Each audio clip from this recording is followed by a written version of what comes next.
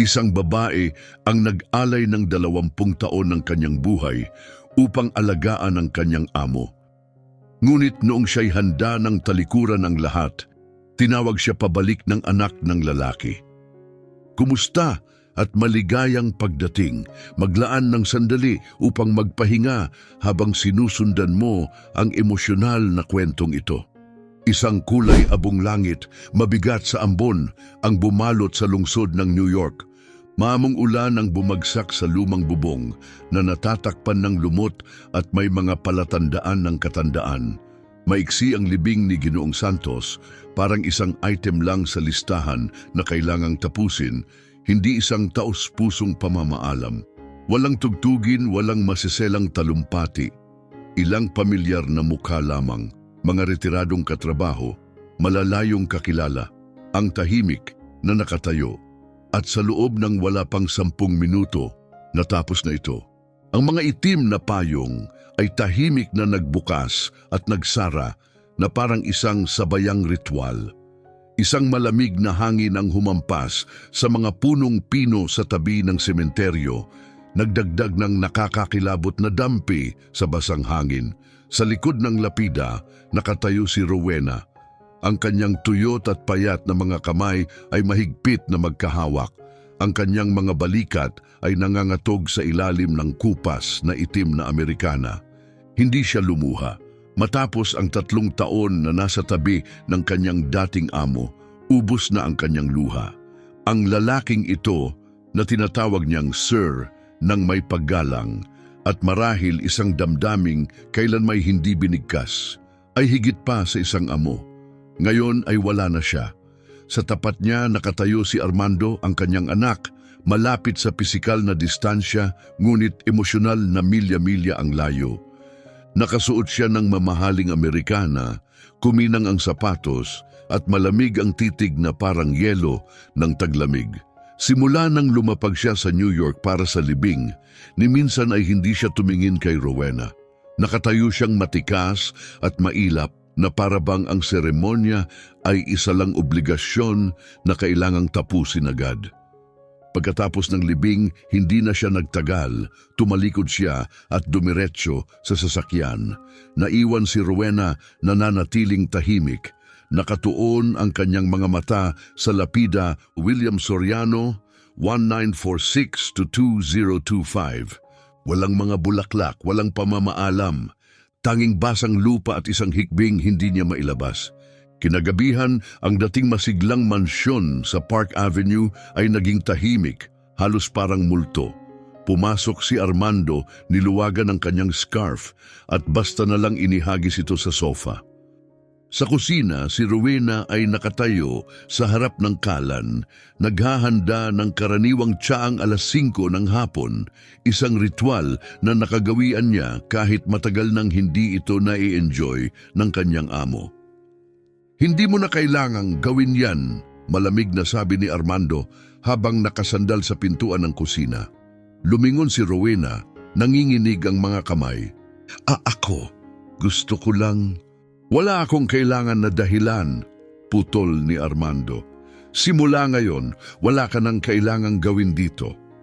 Nanahimik ang buong silid, tanging marahang patak ng ulan sa mga bintana ang maririnig. Hinigpitan ni Rowena ang hawak sa tsarera. "Naiintindihan ko," mahinang sabi niya, "pero gusto ko sanang linisin ang kwarto ng amo bago ako umalis." "Hindi na kailangan," matalas ang tinig ni Armando. "Magpapatawag ako ng propesyonal na serbisyo. Hindi ito isang bahay, alagaan." Parang punyal ang bagsik ng salitang iyon. Napako si Rowena sa kinatatayuan. Hindi na siya sumagot. Tahimik siyang bumalik sa kanyang munting silid sa likod ng kusina kung saan siya nanirahan ng higit sa 20 taon. Nagsimula siyang mag-impake. Kaunti lang ang meron siya, ilang lumang damit, isang balahibong scarf na bigay ni William noong unang taglamig nila, at isang maliit na photo album na nakatago sa ilalim ng kutsyon. Sa sala, tumawag si Armando sa telepono. Mrs. Navarro, kailangan ko ng general cleaning sa bahay sa loob ng 48 oras. Mag-focus sa kwarto ng ama ko at sa lugar sa likod ng kusina. Gusto ko itong malinis, parang walang nanirahan doon. Sandaling tumigil siya, nakikinig. Hindi, huwag kayong magtira ng kahit ano. Kung may mga larawan o lumang gamit, itapon ninyo. Sa labas, lalong lumakas ang ulan. Sa itaas, tiniklop ni Rowena ang huling piraso ng kanyang mga damit. Umupo siya sa gilid ng kama, inilapag ang kamay sa lumang maleta sa tabi niya. Tumingin siya sa pasilyo patungo sa silid ni William. Hindi siya lumapit. Tiningnan niya lang ito. Parang ang paglapit ay pagsira sa katahimikang naiwan. Bumukas ang pinto. Lumitaw si Armando, hawak ang mga susi. "Gaano ka katagal?" tanong niya. "Aalis na ako ngayong gabi," sagot ni Rowena. "Mas maaga, mas mabuti," malamig na sagot ni Armando. Pagsapit ng dapit hapon, hinila ni Rowena ang kanyang maleta palabas ng likod na pintuan. Hindi siya sinamahan ni Armando. Tahimik siyang pinanood mula sa balkonaheng nasa itaas, walang mabasa sa mukha, habang ang marupok na babae ay lumalakad palabas ng hardin. Pagdating niya sa harapang hagdan, inihagis ni Armando ang mga susi pababa. Kumalabog ang bakal sa bato. "Sa iyo na yan," sabi niya. "Para lang maalala mo, hindi ito bahay alagaan." Yumuko si Rowena, pinulot ang mga susi, ngunit hindi niya dinala. Inilapag niya ito sa bintana, tumalikod at tahimik na lumakad palayo. Hindi gumalaw si Armando hanggang sa tuluyan siyang lamunin ng mga punong ngayon ay binabalot ng dilim ng gabi. Sa isang komportabling bar sa Fifth Avenue, nakaupo si Armando kasama si Marilu, isang abogado at dating kaklase sa kolehiyo. "Talagang pinaalis mo siya?" tanong ni Marilu, nakakunot noo habang umiinom ng alak. "Wala nang dahilan para manatili siya," sagot ni Armando, sabay baling ng balikat. "Ayoko ng mga nagkukunwaring banal." Tapos na ang papel niya. Tiningnan siya ni Marilu ng matagal bago bumulong. "Inalagaan niya ang tatay mo, 3 taon, mag-isa. Trabaho niya yon, may sweldo siya." Mariing sagot ni Armando, sabay bagsak ng baso sa mesa. "Armando," mahinang sabi ni Marilu, "mali ang pinagbubuntunan mo. Hindi siya nanatili dahil sa pera. Nanatili siya dahil nagmalasakit siya, siguro higit pa sa sinuman. Hinintay niyang mamatay ang ama ko na parang asong nagbabantay ng kayamanan," sarkastikong sabi ni Armando. "Alam mo ba kung ano ang huling sinabi sa akin ng nanay ko bago siya umalis?" Hindi sumagot si Marilu.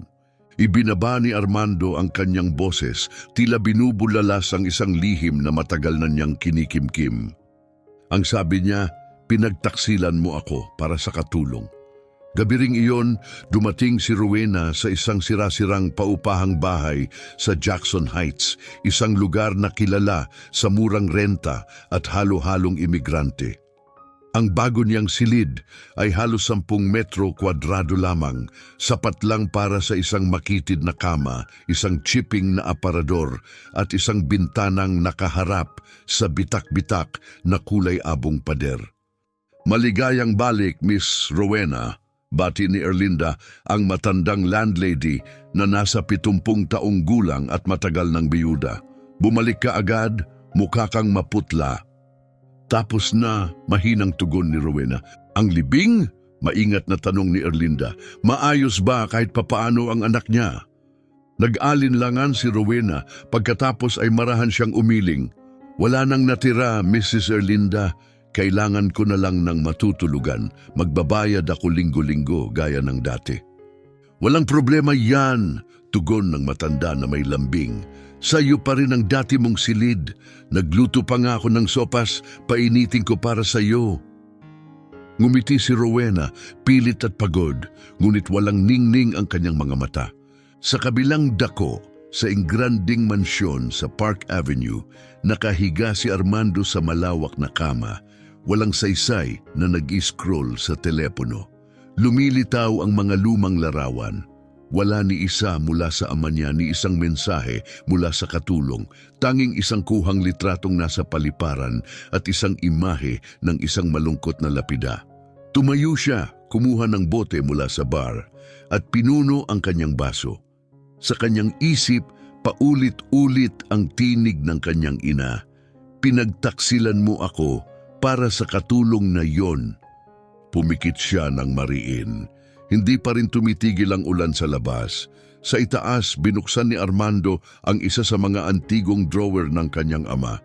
Sa loob, nakita niya ang isang bungkos ng kupas na kwaderno, isang kalawangin na bulsang orasan at isang kayumangging balahibong scarf. Pagkaabot pa lang niya rito, agad niya itong inihagis sa sahig. Parang nasunog ang kamay niya. Ipinagpalit ng ama ko ang buhay niya para sa kanya, bulong niyang may hinanakit. Ang mahinang ilaw ay naghulma ng mga aninong parang multo sa kisame. Pinapahaba ang hugis ni Armando na tila isang nilalang. Sa kanyang isipan, nakita niya ang sarili bilang isang batang 8 anyos.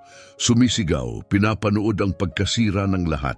Ang alaala ay umuulit na parang sirang pelikula. "Huwag mo siyang hawakan!" Isang malakas na tinig ng babae ang umalingaw-ngaw mula sa hagdan. Si Susan, ang kanyang ina, ay maganda, apoy ang damdamin at puno ng galit. Bawat hakbang niya ay tila yumanig sa buong bahay. Noong araw na yon, mataas ang lagnat ng batang Armando. Pawis na pawis ang maliit na katawan. Inaalagaan siya ni Rowena, pinupunasan ang noo, binubulungan ng mga salitang pampalubag loob. Ngunit biglang dumating si Susan, marahas na hinila ang braso ni Rowena at inagaw si Armando nang may lakas na tumama ang ulo ng bata sa pader. "Anong karapatan mong hawakan ang anak ko? Hindi mo siya anak." "May sakit siya, sobrang init ng katawan niya," umiiyak na tugon ni Rowena. "Tumahimik ka! Nakakadiri kang babae," sigaw ni Susan. "Pagpasok ko, karga mo ang anak ko, nakakakilabot." Naalala ni Armando si Rowena noon, hindi lumaban, hindi nagsalita. Yumuko lang siya, tahimik at nanginginig. Ngunit noong bata pa siya, hindi niya naintindihan ang totoo. Ang tanging naitanim sa isipan niya, galit ang ina niya dahil kay Rowena. Ang sandaling iyon ay naging peklat, hindi na nawala. Para kay Armando, si Rowena ay isang imaheng hindi niya kailanman mapapatawad. Hindi niya ito tinawag sa anumang may init o respeto. Hindi Miss Rowena, hindi Yaya, wala ni isang malumanay na tawag, tanging ang babaeng yun. Isang tawag ng pagtanggi, isang pader ng lamig, isang maulang hapon, muling binuksan ni Marilu ang paksa habang sila'y nasa isang madilim na bar sa Greenwich Village. Hindi mo ba kailanman naisip kung ano talaga ang dahilan kung bakit umalis ang nanay mo? Malumanay niyang tanong. Uminom ng malalim si Armando, saka ngumisi. "Alam ko ang dahilan, paulit-ulit ko nang narinig. Ang sabi mismo ng nanay ko, si Rowena raw ang pinakamatalik niyang kaibigan. At pagkatapos, tinaga siya sa likod sa pamamagitan ng panunukso sa tatay ko. Yan ang sumira sa pamilya namin," tuloy niya, tumatalas ang tinig. "Umalis ang nanay ko, naiwan ako sa isang ama na hindi marunong magmahal at sa isang katulong na nagmimistulang multo sa bahay." Umiling si Marilu mabagal. "Armando, hindi mo ba naisip kahit minsan na ang mga matatanda ay may sariling pasan-pasan na sakit?" "Wala akong pakialam," maring sagot ni Armando. "Ako ang naiwan, ako ang nabuhay sa gulo. Ang babaeng yon, hindi siya inosenteng biktima. Nananatili siya hindi dahil sa pagmamahal, kundi para sa mga piraso ng buhay na winasak niya mismo." Samantala, sa lumang boarding house, tahimik na nakaupo si Rowena sa ilalim ng kumukurap na dilaw na bombilya. Inabot sa kanya ni Erlinda ang isang pinggan ng mainit na nilagang beans, mabango at malambot. "Kumain ka, Hija, para ka ng multo," mahinang sabi ni Erlinda. "Salamat, Erlinda," mahina ring sagot ni Rowena. "Wala akong gana." "Iniisip mo pa rin si Ginoong William?" tanong ni Erlinda. Hindi sumagot si Rowena. Nakatingin lang siya sa maliit na bintana. Napabuntong hininga si Erlinda at umupo sa tabi niya. "Miss ko rin siya. Mabuting tao si William, alam mo. Noon, hinahangaan siya ng lahat sa Upper East Side." Tumigil siya sandali. Pero yung anak niya, hindi man lang nagmana. Napakahina ng tinig ni Rowena, halos hindi marinig. Huwag mo siyang sisihin. Naniniwala lang siya sa mga sinabi sa kanya buong buhay niya. Sinabi, napailing si Erlinda, mas tamang sabihing ipinaukit sa isipan niya. Naalala mo noong halos mamatay siya sa lagnat, hindi ka natulog buong gabi, punas ka ng punas sa noo niya.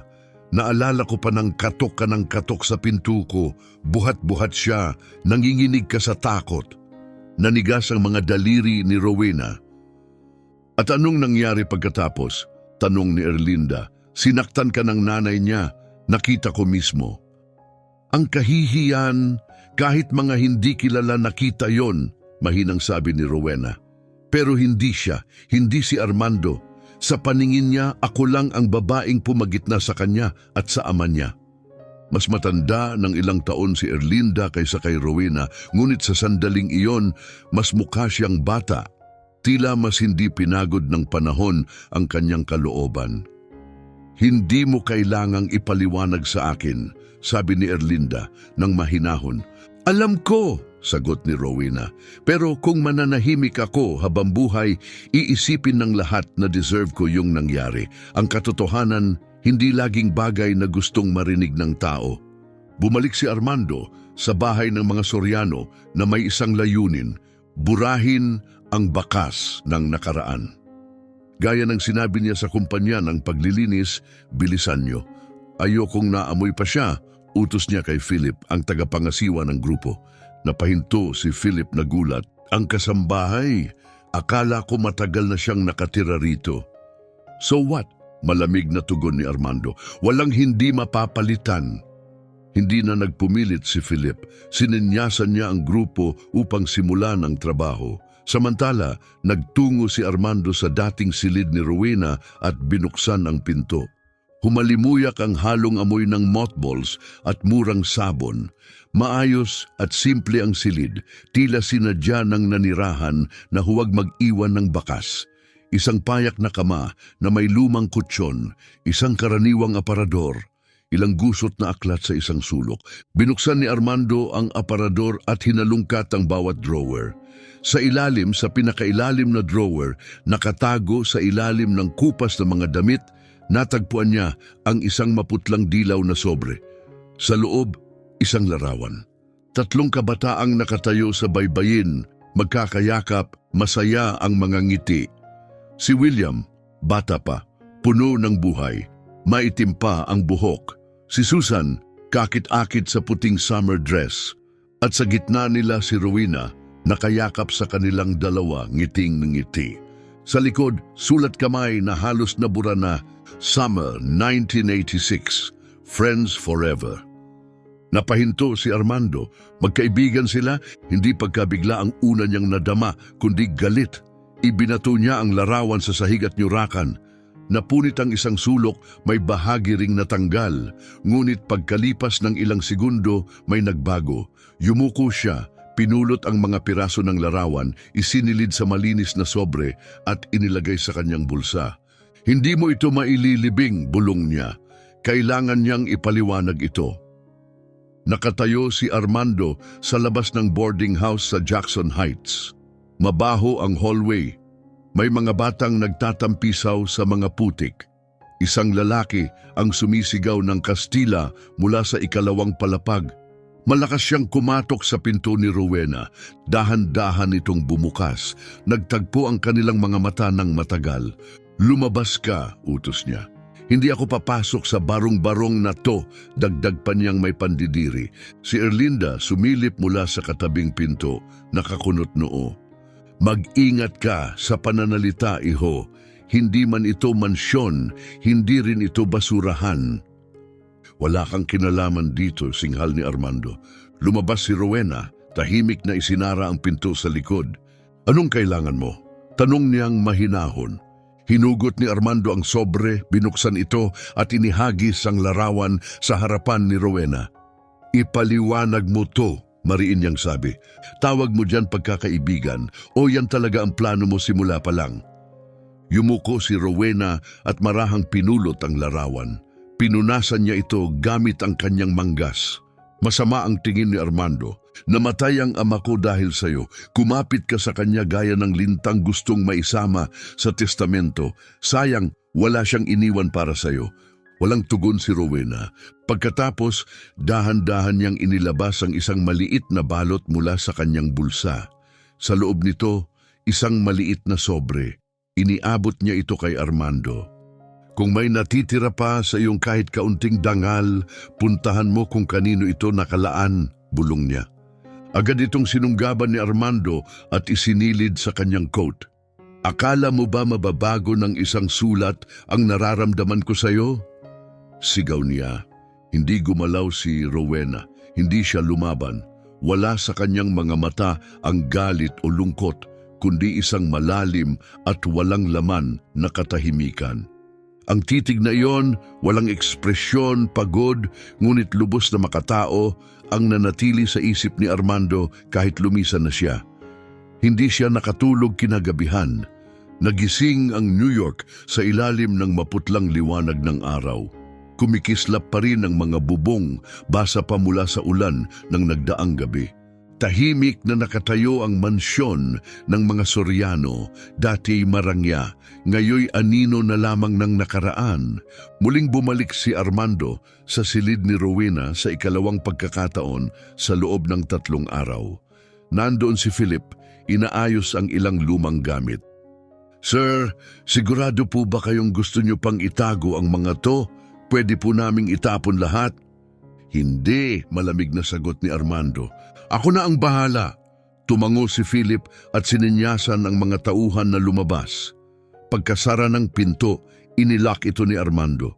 Mula sa kanyang bulsa, hinugot niya ang larawan, ang parehong nyurakan niya. Kahit kupas at gusot, malinaw pa rin si William, nakayakap kina Susan at Rowena, ngumingiti, kumikislap ang araw sa kanilang mga mukha. Sa likod nila ang dagat at gintong buhangin. Ibinato ni Armando ang larawan sa mesa at sinimulang halungkatin ang nightstand ni Rowena. Sa unang drawer, may mga gamot, gusot na libro at mga sulat na lapis lang ang gamit. Sa ikalawa, ilang panyo, sinulid at piraso ng tela. Sa ikatlong drawer, isang maliit na kahong-kahoy na may kalawangin na kandado. Sa loob, ilang lumang larawan, mga birthday card at isang liham na dilaw na sa katandaan. Dahan-dahan niya itong binuklat, sulat kamay ng kanyang ama. Rowena, salamat para sa pananatili mo, nang lahat ay piniling lumayo. Kung wala ka, hindi ko alam kung nasaan na ako ngayon. Kung sakaling tumanda si Armando at matutong umunawa, pakibigay mo sa kanya ang larawang ito. Piniga ni Armando ang liham sa kanyang palad, tuyong-tuyo ang lalamunan. Love letter? Anong kabalbalan yan? Sigaw niya, namumula ang mukha sa galit. Parang apoy sa ilalim ng balat ang kahihiyang naramdaman niya. Bawat bagay na kanyang nadiskubre ay parang tahimik na sugat, taga sa kanyang pagkalalaki. Kinuha niya ang isang kahong-kahoy mula sa tokador at inihagis sa sahig. Crack! Sa impact, lumitaw ang isang nakatagong bahagi sa ilalim ng lining. Sa loob nito, isa pang larawan. Ipinapakita ng larawang iyon ang bahay ng mga Soriano noong hindi pa ito nire-renovate. 3 tao ang nasa harap, si Rowena sa asul na dumadaloy na bestida, si William na nakangiti habang may hawak na baso ng alak at si Susan na nakaupo sa hagdan, ang ulo nakatagilid ng may grasya. Napangiwi si Armando. Mga matalik na kaibigan o may plano na sila mula pa noong simula? Angil niya. Isang palabas, isang eksena, peke ang lahat. Isiniksik niya ang parehong larawan sa kanyang jacket at agad na kinuha ang telepono. Marilu, mariin niyang sabi, kailangan kita, punta ka sa bahay. May kailangan tayong ayusin. Dumating si Marilu, suot pa ang kanyang scarf. Wala pa siya sa loob ng itapon ni Armando ang 2 larawan sa harapan niya. Tingnan mo to, sumimangot si Marilu. Tungkol saan to? Sa kanila, kay Rowena, kay nanay, kita mo tong mga larawan. Nanginginig ang tinig ni Armando. Sabi nila matalik silang magkaibigan, pero ang tunay na kaibigan hindi naninira sa likod, hindi nagnanakaw ng asawa. Tumataas ang tono niya. May mga liham, mga sulat, pasasalamat ng tatay ko kay Rowena dahil nanatili siya habang lahat ay lumayo. Itinuro niya ang mga larawan. Lahat ito patibong, isang plano simulat sa pool. Lumapit si Marilu at naupo ng mahinahon. Pinapangunahan mo ang konklusyon, Armando. Wala ka pang buong kwento. Nagsalita ba si Rowena tungkol sa alinman dito? Ni minsan, singhal ni Armando. Kumilos lang siya na parang wala siyang alam. Ipinakita ko pa nga sa kanya ang larawan. Gusto mong malaman ang sinabi niya? Inihagis niya ito sa mesa. Wala! Ni isang salita! Siguro, mahinang sagot ni Marilu, ayaw na niyang bungkalin ang mga sugat. Naisip mo ba yon? Pinagsakan ni Armando ang mesa. O baka tahimik siya dahil may kasalanan siya, natatakot siyang mabunyag ang totoo. Tahimik si Marilu sa ilang saglit, tapos ay mahinang nagtanong, hindi mo ba kailanman naisip na baka ang nanay mo ang hindi nagsabi ng totoo? Paano kung siya ang nagsinungaling mula't simula? Huwag mong babastusin ang nanay ko, galit na tugon ni Armando. Biktima siya. Siya mismo ang nagsabi nun sa akin. Kung ganoon, tugon ni Marilu habang nakatingin sa kanyang mga mata, siguro panahon na para marinig mo ang panig niya sa personal. Bumalik si Armando sa boarding house. Sarado ang pinto ni Rowena, nakalock. Sa loob, walang laman. Ang kama, ang scarf, ang mga gamit, wala na. Nagmadali siyang bumaba. Nasaan siya? Singhal niya. Kalma lang si Erlinda habang nagdidilig ng mga paso. Umalis siya isang araw bago kahapon. Wala siyang iniwang address. Ito lang ang iniabot niya. Iniabot niya ang isang sobre, luma at kupas, walang nakasulat na pangalan. Agad itong pinunit ni Armando.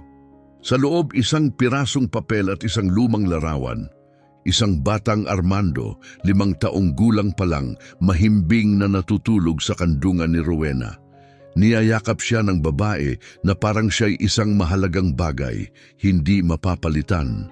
Sa sulat, simpleng mensahe na isinulat sa malambot na sulat kamay. Pinapatawad kita, kahit kamuhian mo ako. Ang hiling ko lang ay ang iyong kaligayahan, gaya ng hiling ng iyong ama. Ikaw ang pinakamaliit na liwanag sa buhay ko. Nanginginig ang mga kamay ni Armando. Bumagsak siya sa bangko sa labas ng gusali. Mainit ang araw, sinag ng araw ang tumama sa kanyang balat. Ngunit hindi iyon ang dahilan ng init sa kanyang dibdib, kundi ang luha na matagal nang hindi pinapalaya. Tahimik siyang umiyak, hindi malalakas na hikbi, kundi malalalim, mahahabang iyak na parang hinugot mula sa kaibuturan ng kanyang pagkatao. Lumabas si Armando mula sa Penn Station, pawis na pawis sa init ng timog. Ngunit hindi araw ang nagpapainit sa kanya, kundi ang galit na patuloy na kumukulo sa dibdib.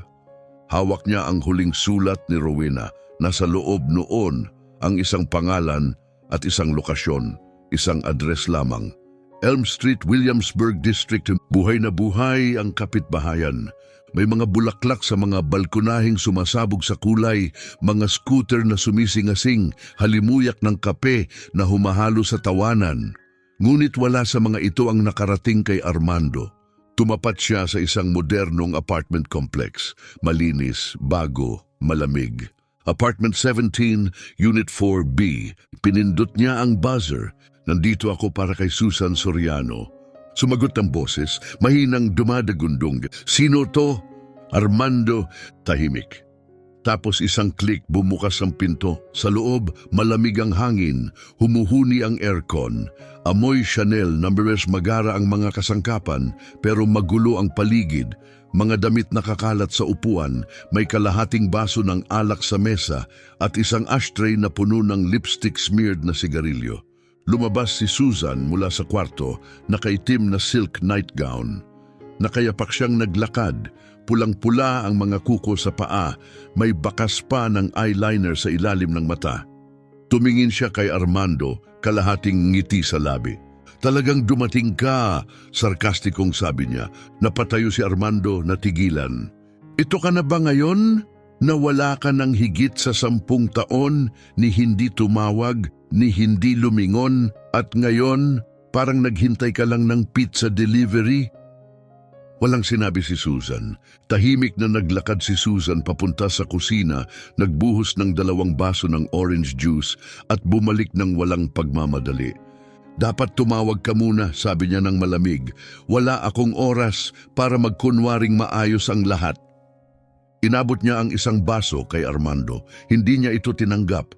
Sa halip, naupo siya sa puting leather na sofa, nakatitig sa mukha ng ina na para bang binabasa ang isang librong hindi niya kailanman nakita. Nakita ko siya, sabi niya. Si Rowena. Tumawa si Susan ng matalim. Iniakma ang mga kamay sa kanyang balakang. Talaga? At ngayon, gusto mong kumpirmahin kong masama siya? Gusto mong humingi ako ng tawad dahil hinayaan kong palakihin kanya? Sabi mo, pinagtaksilan ka ni Dad dahil sa kanya. Mababa ang boses ni Armando. Oo, sagot ni Susan, naupo sa tapat niya ng may kahinahunan at pino. Dahil pinili niya ang isang simpleng katulong na walang diploma kaysa sa babaeng kapantay niya, yan ang mukha ng pagtataksil para sa akin. Umalis ka, galit na bulalas ni Armando. Iniwan mo kami. Itinaas ni Susan ang kilay, pinaikot ang alak sa kanyang baso at tumawa ng mapait. Napaka-inosente mo pa rin. Oh, umalis ako. Napagod na ako. Pagod nang makipag-agawan sa pagmamahal na hindi ko kailanman makakamit. Nakita ko kung paano siya tumingin kay Rowena. Ni minsan, hindi niya ako tiningnan ng ganon. Hindi agad nakaimik si Armando. Bakit mo siya sinisi? Tanong niya, masinsin ang titig. Dahil mas mahirap sisihin ang sarili, sagot ni Susan habang umiiling. Kapag nagkakagulo ang mga tao, kailangan nila ng masisisi. Si Rowena, mabait. Pero inosente, ibinigay niya ang mga pinakamahusay na taon ng buhay niya para sa kanya, na natiling tapat. At sa huli, isa pa rin siyang kasambahay lang. Humigpit ang boses ni Armando. At ikaw, may pinagsisisihan ka ba? Tumawa si Susan, matalim at puno ng pagkayamot. Pagsisisi, wala. Pinili ko ang kalayaan. Nagkaroon ako ng mga manliligaw, pera, kalayaan. Si Rowena, nasaan na siya ngayon? Baka nasa bulok na kwarto, kumakain ng lumang pansit. Sa mata ng mundo, marahil isa siyang martir. Pero para sa akin, isa lang siyang tanga. Nanginig ang mga kamay ni Armando, nanigas ang kamao hanggang mamutla ang mga buko. Hinayaan mong kamuhian ko siya, anas niya, nanginginig ang bawat salita. Ikaw ang nagturo sa akin, nagalitin, ang nag-iisang taong nanatili, ang nag-iisang tunay na nagmalasakit. Sa akin, kay Dad. Tumigas ang boses ni Susan parang salamin. Pinili mo yan, Armando. Humitit siya ng sigarilyo at bumuga ng usok. Huwag mong isisi lahat sa akin. Tanungin mo sarili mo, bakit handa kang maniwala agad? Lumapit si Armando, naglalagablab ang mga mata. Dahil ikaw lang ang meron ako. Tumingin si Susan, nagtagpo ang kanilang paningin. Walang init, tanging tensyon, kasaysayan at isang hungkag na puwang. Tao rin ako, mariin niyang sabi. Ginawa ko ang kailangan para mabuhay. Ako ang lumayo, siya ang nanatili, kumapit sa mga guho. Nanatili siya para sa kanya, para sa akin, sagot ni Armando. Umirap si Susan. Pinapaganda mo lang ang kwento. Gusto mong gawin siyang sinta, pero pinili niya yan, gaya ng pagpili ko. Tumalikod si Armando puno ng pagkadismaya. Dapat alam ko na, hindi ka nagbago, ni minsan hindi ka nakaramdam ng pagsisisi.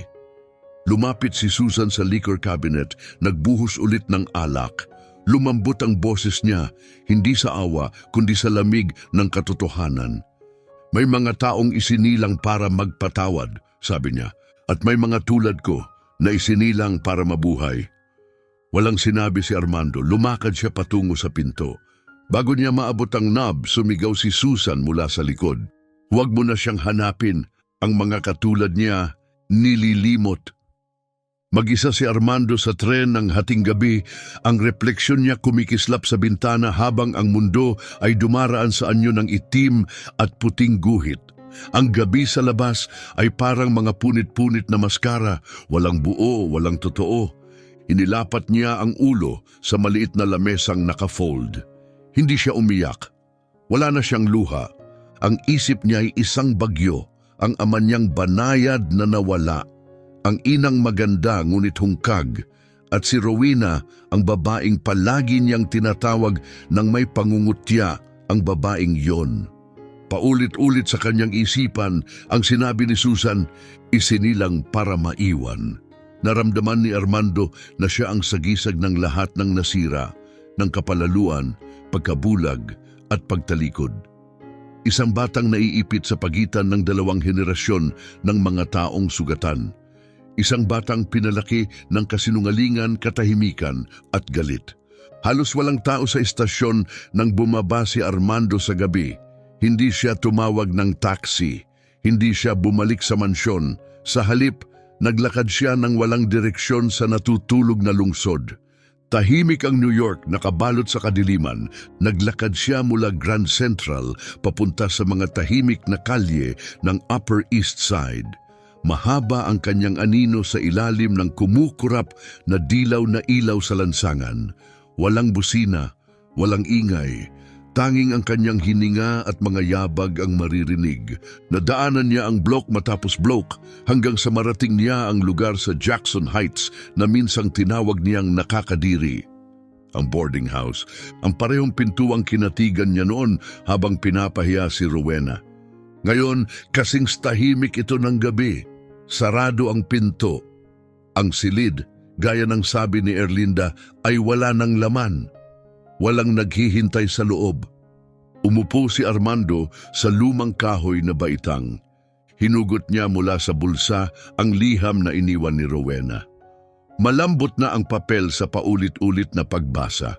Bahagyang kupas na ang tinta. Nanginginig ang sulat kamay, tila isinulat habang umiiyak. Pinapatawad kita. Kahit kamuhian mo ako, ang hiling ko lang ay ang iyong kaligayahan, gaya ng hiling ng iyong ama. Ikaw ang pinakamaliit na ilaw sa buhay ko. Muling binuklat ni Armando ang larawan. Ipinakita nito ang isang batang 5 taon gulang, mahimbing na natutulog sa kandungan ng kasambahay. Mahigpit ang yakap nito sa bata, banayad, mapag-alaga, isang pagmamahal na hindi kailangan ng pangalan.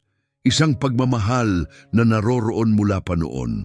Kupas na ang larawan sa paglipas ng panahon, nakakulot ang mga gilid, ang mga kulay ay malambot at punitin. Ngunit malinaw pa rin itong nakikita ni Armando. Nakapikit ang mga mata ni Rowena, pagod ngunit puno ng kabaitan. Dinapuan niya ang ibabaw ng larawan gamit ang kanyang mga daliri. Muling umangat ang mga alaala na matagal nang inilibing. Parang alikabok sa nakalimutang sulok ng kanyang isipan. Sinira niya ang pamilya ko. Ang pangungusap na ito na inulit-ulit niya sa loob ng maraming taon sa mga kaibigan, kasintahan, kahit kanino, bigla na lang tunog kalokohan. Malupit. Isang kasinungalingang masyado nang nasanay na paniwalaan, Rowena. Ang babaeng ayaw niyang banggitin ng pangalan sa loob ng higit 1 dekada. Laging ang babaeng yon. Nanirahan siyang tahimik sa tabi niya. Inalagaan ang kanyang ama. Nilinis ang bawat sugat. Hinugasan ang bawat benda. Tahimik na tinitiis ang bawat panlalait na ibinabato niya at wala siyang sinabing kahit ano. Dati, kinamumuhian niya ang katahimikang iyon. Para sa kanya, palagi itong mukhang manipulasyon, isang tahimik na laro upang magmukhang biktima at gawin siyang makonsensya. Pero ngayon, nauunawaan na niya, tahimik siya, hindi dahil wala siyang gustong sabihin, kundi dahil wala namang nakikinig. Naalala niya ang mga panahong bumibigay na ang katawan ng ama, nang ang amoy ng bahay ay halo ng gamot at alcohol wipes. Hindi sumigaw si Rowena, hindi humingi ng tulong, hindi umiyak, hindi sa harap ng iba. Minsan, nakita niya itong nanginginig ang balikat habang nakaupo sa tabi ng lababo sa kusina. Akala niya noon, umaarte lang ito, umaasang makakuha ng simpatiya.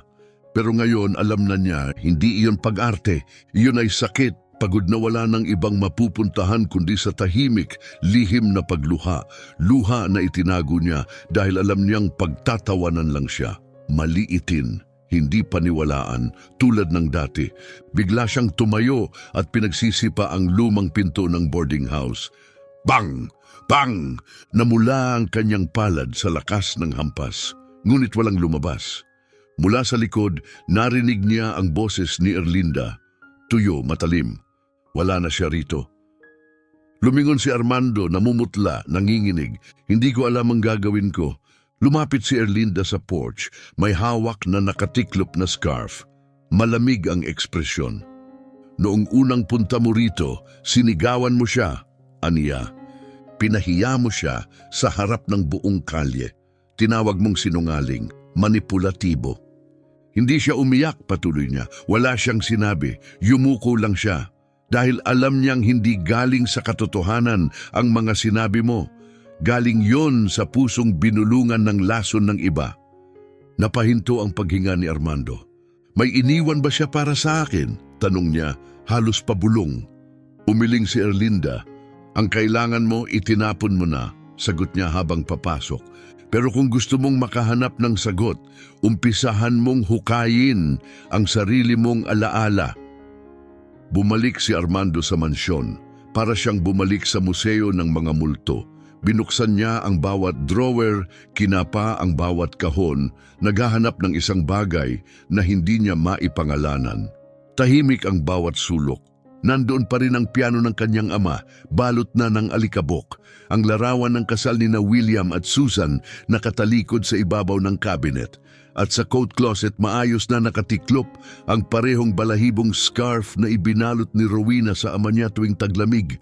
Inamoy niya ito, amoy murang sabon, amoy alaala.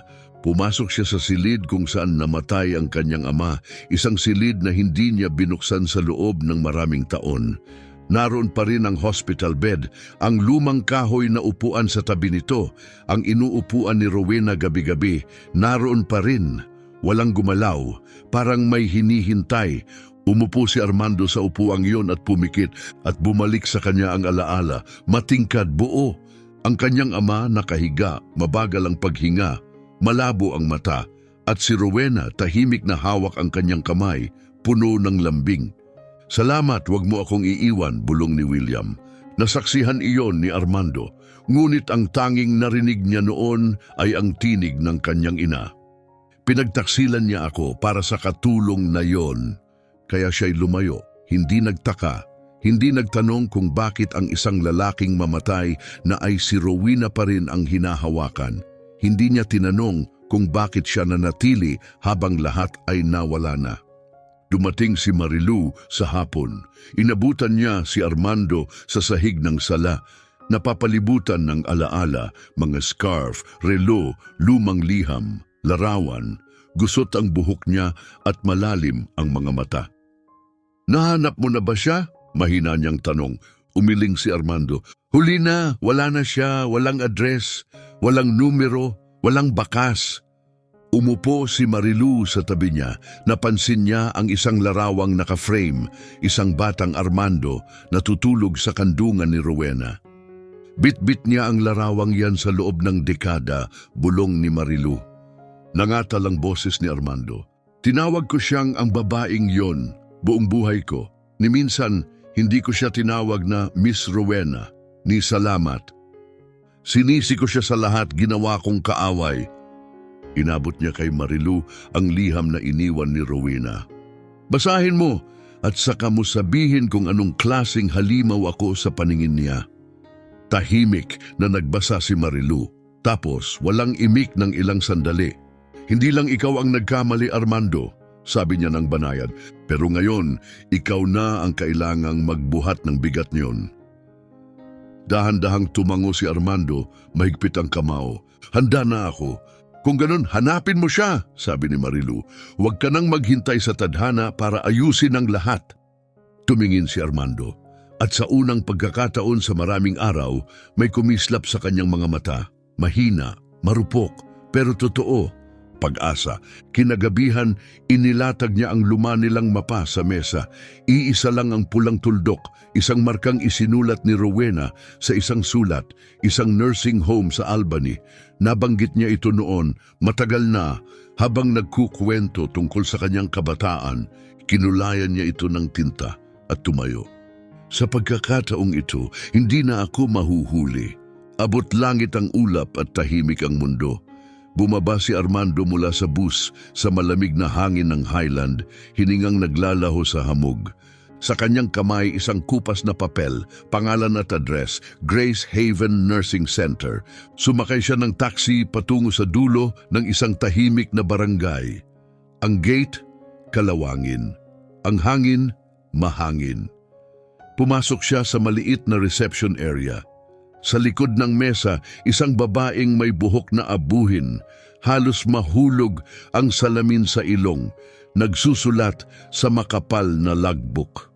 "Magandang umaga," sabi ni Armando, pinipilit maging kalmado. "Naghahanap po ako kay Rowena Walker." Napatingala ang babae, sandaling nabigla. "Si Mrs. Walker? Oo, nanirahan siya rito pero sandali lang." Nanlamig ang dibdib ni Armando. "Wala na siya rito?" tanong niya, bakas ang kaba. "Umalis siya noong nakaraang linggo," sagot ng babae. "Wala siyang ibinigay na dahilan. Pero may iniwan siya, para kung sakaling may maghanap.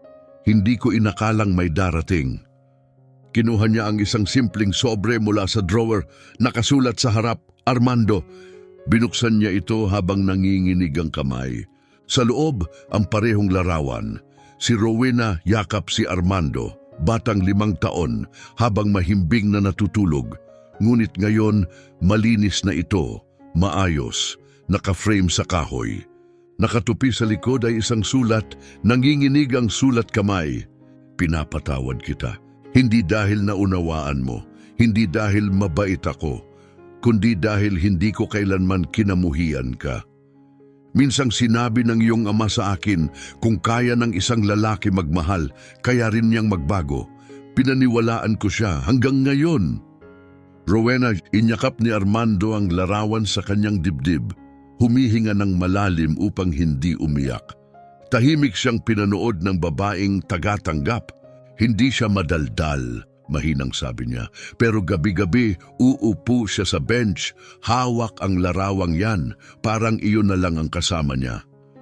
Alam niyo ba kung saan siya nagtungo? Ang sabi niya lang, "Hindi ako nananatili sa lugar na hindi ako kailangan. Kapag ayaw na nila sa akin, hindi ko na kailangang hintayin pang palayasin." Naglakad si Armando sa mga kalye ng Albany. Walang direksyon. Gumagalaw ang mga paa, ngunit ang isip niya'y tulala. Ang tanging nakikita niya, ang kamay ni Rowena na iniaabot ang sulat. Ang kanyang mga mata noong sila'y naghiwalay. Ang aninong naglalaho sa kalawangin na gate. Tumawag siya kay Marilu. "Nahanap mo na siya?" "Hindi," sagot niya. "Wala na siya." Tahimik. "Ngayon, ano na?"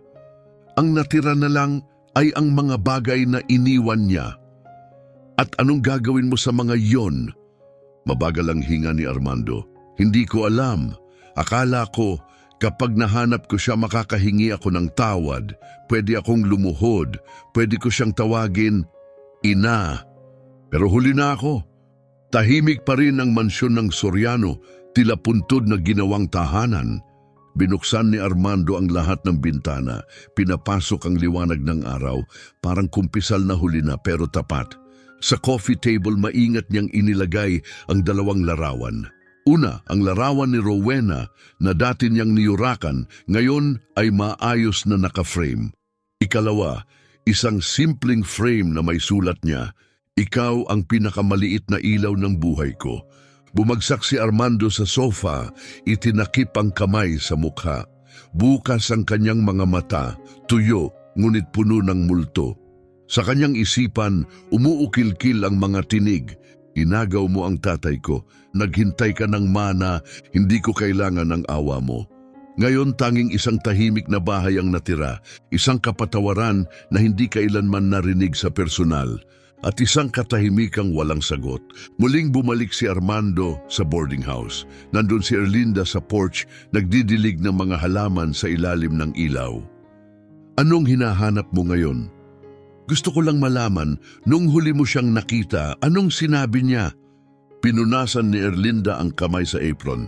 Umalis siyang tahimik, walang sinabi, nilinis ang silid ng walang bahid at nag-iwan ng isang ligaw na daisy sa mesa. Yumuko si Armando. Binanggit ba niya ako? Tiningnan siya ni Erlinda, matatag ang boses. Isang beses lang, tinanong niya, sa tingin ko raw ba, kaya mo bang patawarin ang sarili mo? Napakagatlabi si Armando, nanginig ang kanyang paghinga. At anong sinabi mo sa kanya? Ang sabi ko, tugon ni Erlinda, hindi mo tunay na mapapatawad ang sarili mo kung sa kaibuturan mo'y iniisip mo pa ring tama ka. Gabi na nang matagpuan ni Armando ang sarili niya sa lumang silid-aklatan ng mansyon, binubuklat ang mga luma at kupas na kwaderno ng kanyang ama. Sa gitna ng maalikabok na bunton, nakita niya ang isang hindi pinirmahan, di opisyal na draft ng isang testamento, hindi notarized, walang legal na bisa. Sa ibaba ng pahina, isang linyang tumimo sa kanyang isipan, wala akong gaanong ari-arian, pero kung papipiliin ako, gusto kong manatiling pag-aari ni Rowena, ang maliit na silid sa dulo ng pasilyo, ang babaeng nanatili noong lahat ay lumisan. Hindi ito legal, ngunit sapat na iyon upang malaman ni Armando kung sino ang tunay na pinahalagahan ng kanyang ama. At si Armando Soriano, dahil sa kayabangan, ang siyang sumira sa tiwalang iyon. Kinabukasan dumalaw si Marilu. Hindi ka pa rin kumakain sa loob ng 2 araw, aniya. Wala akong gana. Hindi mo pwedeng ituloy to ng ganito. Deserve ko to. Umupo si Marilu sa tabi niya at iniabot ang isang folder. Ano to? Tanong ni Armando. Listahan ng mga matatandang kasambahay sa New York, yung mga hindi nakatanggap ng retirement benefits. Akala ko kung seryoso ka pa ring tumulong kay Rowena, baka dapat simulan mo sa iba ring kagaya niya. Dahan-dahang binuklat ni Armando ang folder, pahina pagkatapos ng pahina. Sa tingin mo, kaya ko pang itama ang lahat? Hindi, banayad na tugon ni Marilu. Pero maaari mong pigilan ang patuloy na pananakit. Gabi iyon, maingat niyang inilapag ang liham ni Rowena sa mesa sa tabi ng kama, sa ilalim ng isang lumang naka-frame na larawan. Humiga siya, nakatingin sa kisame, binubulong ang pangalan nito. Rowena, walang tugon. Tanging ang malamig na hangin ng Oktubre ang pumasok sa bintana, malambot, parang isang lulabay na walang salita. Ang taglagas sa New York ay tuyot at mapait. Nag-iisa si Armando sa kanyang opisina, nalulunod sa mga papel na wala ng saysay. Hindi niya sinasagot ang tawag ng mga kasosyo. Kinakansela niya ang mga pulong, walang paliwanag. Isa lang ang nananatili sa kanyang isipan, hanapin si Rowena. 3 linggo na mula nang umalis siya sa Grace Haven Nursing Center sa Albany, hawak pa rin ang larawan sa kanyang mga kamay. Mula noon, tila naglaho na si Rowena. Walang ID, walang tala sa ospital. Wala nang kaibigang pwedeng tanungin, ngunit hindi siya tumigil. Nakipag-ugnayan siya sa mga shelters sa buong bansa, ibinahagi ang impormasyon niya sa elder care forums at humingi ng tulong kay Marilu. Sa ika-24 na araw, habang nakapikit sa loob ng sasakyan, pagod at tila nawawalan ng pag-asa, nagring ang kanyang telepono. Pangalan ni Marilu ang lumitaw. Hello? May balita, aniya agad. Isang social worker sa Sonoma County ang naniniwalang natagpuan nila si Rowena. Na-transfer daw siya kamakailan sa Hopewell House Nursing Home, malapit lang sa Albany. Sigurado ka? Tanong ni Armando, kumakabog ang dibdib. Oo, nawalan daw siya ng malay sa isang parke. May natagpo ang larawan at sulat sa kanyang bulsa. Nakasulat ang address ng mansyon niyo. Tumalon si Armando mula sa sasakyan, nanginginig ang boses. Ipadala mo agad sa akin ang address. Aalis na ako ngayon. Hapon din iyon nang dumating si Armando sa Hopewell House, isang tahimik na gusaling puti at dilaw na papalibutan ng mga punong cypress. Amoy antiseptic ang paligid. Lumapit siya sa reception desk. Nandito ba si Rowena Walker? Tumango ang nurse na si Danila Martin. Si Mrs. Walker nasa room 11 pero ano? Hindi maganda ang lagay. Mababaw ang paghinga niya at parang wala sa sarili, hindi siya nagsasalita. Nakatingin lang sa bintana. Hinigpitan ni Armando ang hawak sa kanyang bag. Kailangan ko siyang makita. Pamilya ako. Nag-alinlangan si Danila pero tinuro ang direksyon. Room 11, tahimik ang silid. Mapusyaw ang berdeng pader, may isang kama. Bahagyang nakabukas ang bintana, ginagalaw ng hangin ang kurtina. Nakahiga si Rowena. Puti na ang buhok, parang niebe. Maputla ang mukha. Nakatingin sa hardin sa labas. Pumasok si Armando. Tumigil 2 metro mula sa kama. Hindi muna siya nagsalita. Tumibok ang kanyang puso. Hindi siya nilingon ni Rowena. Huminga siya ng malalim. Ako to, si Armando, walang tugon. Lumapit siya. Nangangatog ang boses. Hinahanap kita sa lahat ng lugar, patawad. Dahan-dahang lumingon si Rowena. Kumurap ang mga mata niya. Pagkatapos, mahina, parang hangin, gumalaw ang kanyang labi. Armando! Lumuhod siya sa tabi ng kama at hinawakan ang kanyang kamay. Bawat kulubot, bawat peklat, bawat pagod na galaw ng kasukasuan ay paalala ng sakit na naidulot niya. Patawad, Aniya. Ang tagal kong bulag.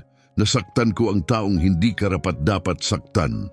Tumulo ang luha niya, tahimik, walang ingay, diretso sa kamay ni Rowena. Hindi na muling nagsalita si Rowena. Ngunit mahina, naramdaman niya ang bahagyang pagpisil sa kanyang daliri. Mahina ngunit totoo. Tahimik na nakatayo si Danila sa pintuan tapos ay marahang isinara ito. Iniwan silang dalawa sa isang sandaling hindi ginagalaw ng mundo sa labas. Kinabukasan, bumalik si Armando sakay ng isang pribadong sasakyan. Pinirmahan ang transfer papers at nag-iisang kahilingan lang ang sinabi, hindi na siya kasambahay. Simula ngayon, parte na siya ng pamilya ko, sabi ni Armando. Napatingin si Danila sa kanya, halatang nagulat, ngunit hindi tumutol. Sigurado ka ba, mahina pa rin ang katawan niya? Alagaan ko siya, tugon ni Armando. Tahimik ngunit buo ang loob. At sa wakas, ibibigay ko na ang paggalang na dati kong ipinagkait. Bumalik si Rowena sa Soriano Mansion. Ngayon, hindi na sarado ang mga pinto kundi bukas na para sa kanya. Ang parehong sasakyang minsang tumanggi sa kanyang pagpasok, ngayoy naghatid sa kanya pauwi. Maingat siyang binuhat ni Armando at inihatid papasok. Tiningnan ni Rowena ang mansyon, puno ng alaala sa mga mata, parang isang kaluluwang nagbalik sa lugar kung saan nagpapahinga ang mga multo ng nakaraan. Hindi ko na mababawi ang mga nasira, mahinang wika ni Armando, nakayukong ulo.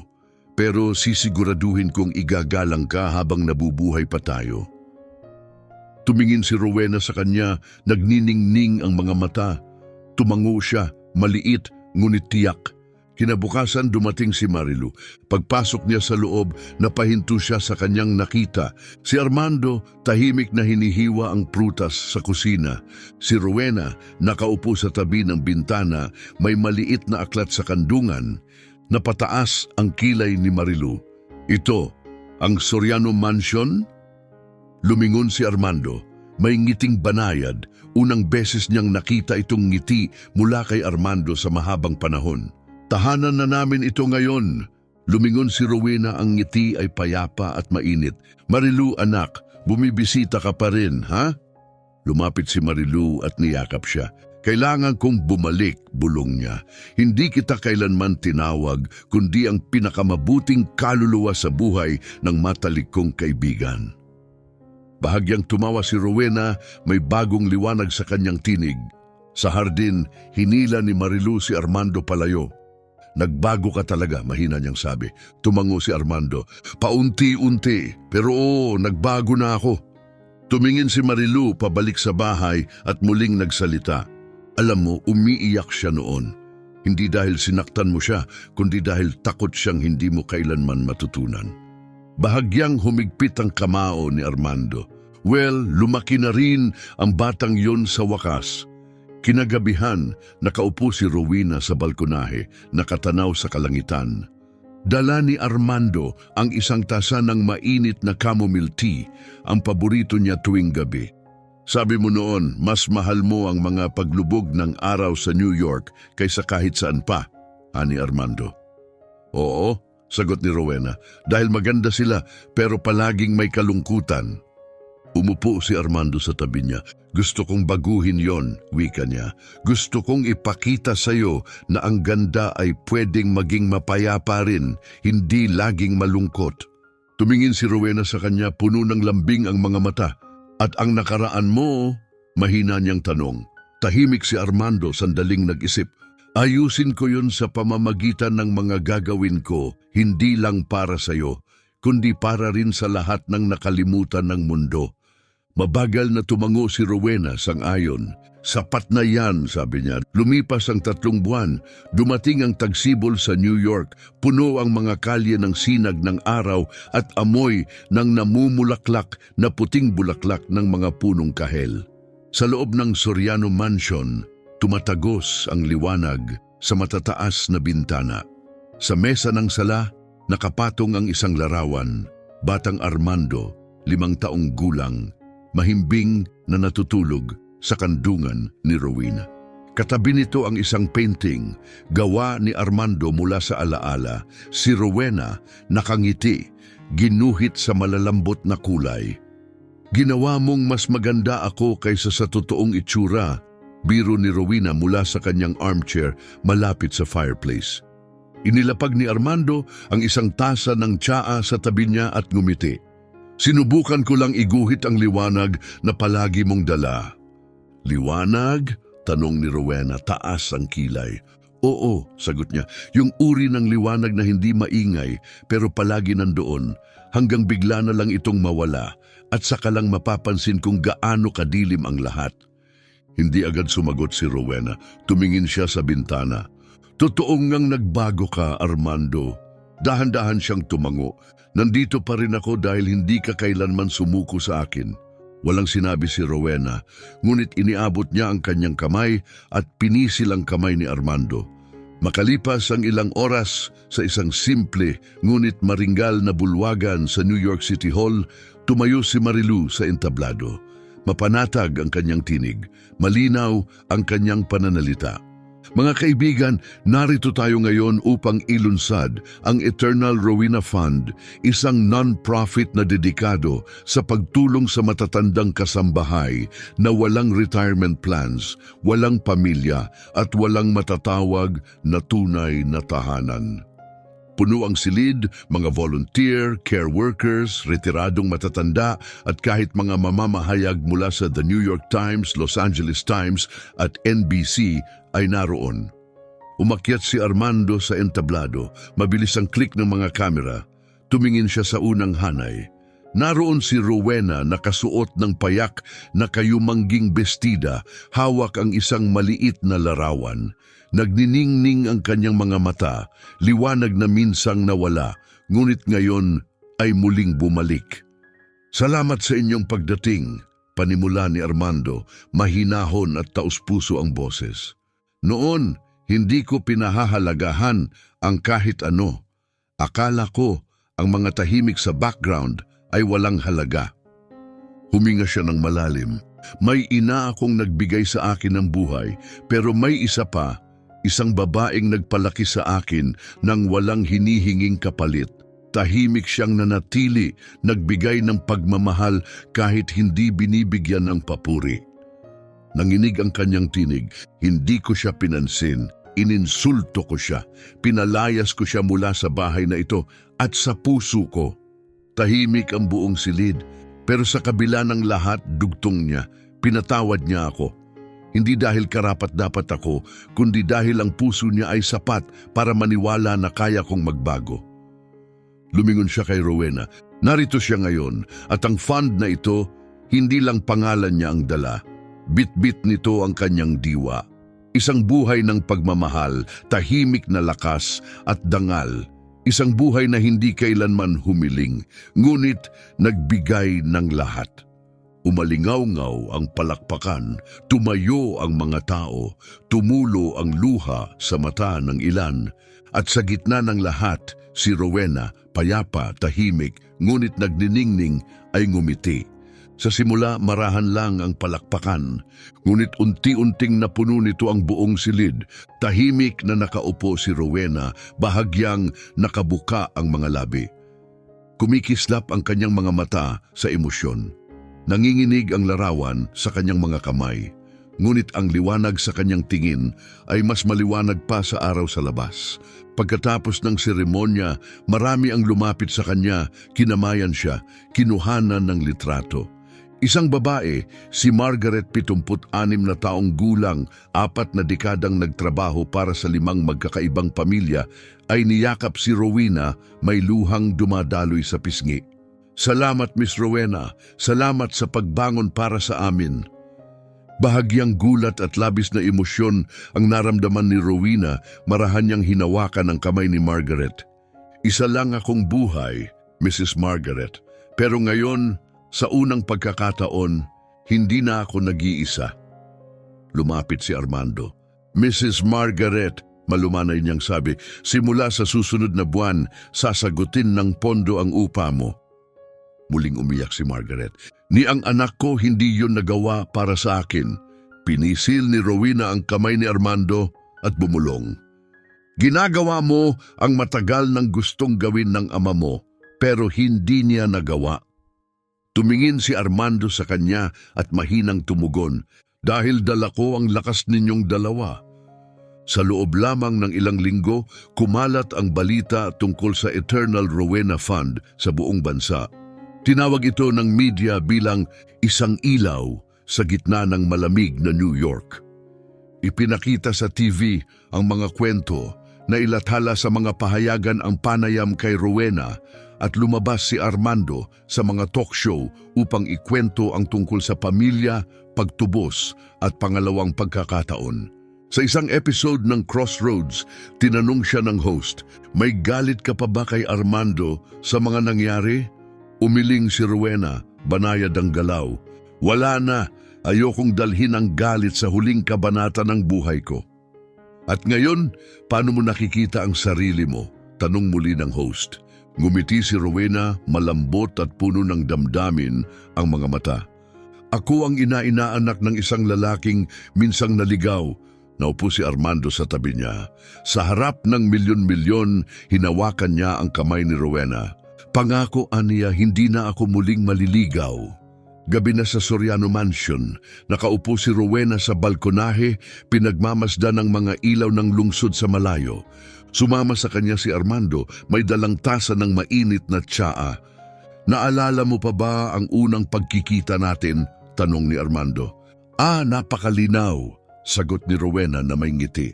Isang 5 taong gulang na batang nakakunot ang noo, ayaw magpahawak. Pero palihim akong pinapanood habang binabalatan ko ang mansanas. Ibinaling ni Armando ang paningin sa lupa. Patawad kung inabot ng 20 taon bago ko tunay na makita ka. Ayos lang, mahina niyang tugon. Nabuhay ako ng sapat para masaksihan ang pagbabago mo.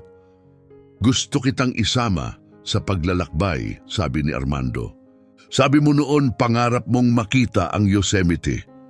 Pagod na ang mata ko, mahina na ang mga binti, pero ang puso ko gusto pa ring pumunta, bulong ni Rowena. Kung ganon pupunta tayo, ngumiti si Armando. At kung kailangan bubuhatin kita, tumawa si Rowena. Huwag mo akong paiyakin ngayong gabi. Hindi, sagot ni Armando. Kailangan mong tumawa dahil hindi ko nahahayaan pang umiyak ka. Lumipas ang mga buwan. Sa pagbubukas ng kauna-unahang Rowena Walker House, isang senior center para sa mga matatandang kasambahay, tumayo si Armando sa harap ng mahigit 200 bisita. Sabi ng iba, ang mga kasambahay ay hindi nakikita panimula niya.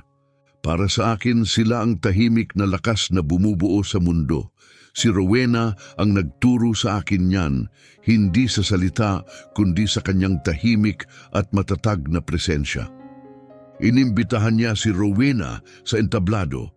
Dahan-dahan siyang lumakad, hawak pa rin ang lumang larawang iyon. Si Armando, bilang batang minsang tinulak siya palayo. Tumayo ang buong audience, muling umalingaw-ngaw ang palakpakan.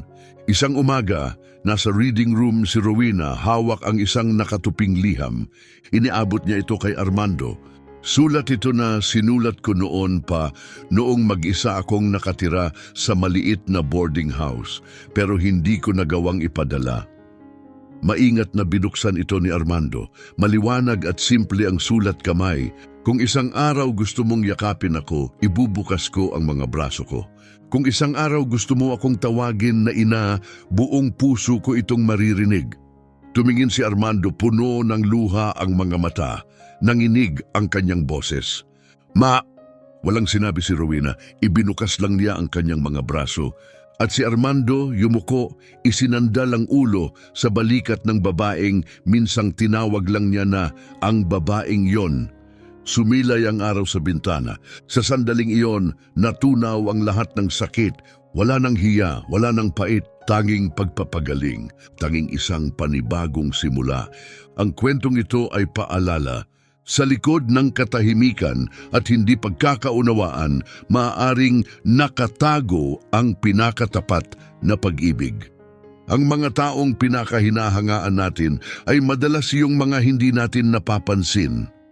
At ang pinakamahalagang katotohanan, huwag kang maghintay ng matagal bago humingi ng tawad. Huwag hayaang ikulong ka ng nakaraan. Ang kapatawaran ay hindi lang nagpapalaya sa taong nasaktan mo. Ito rin ang susi sa paglaya mo mula sa isang buhay ng panghihinayang.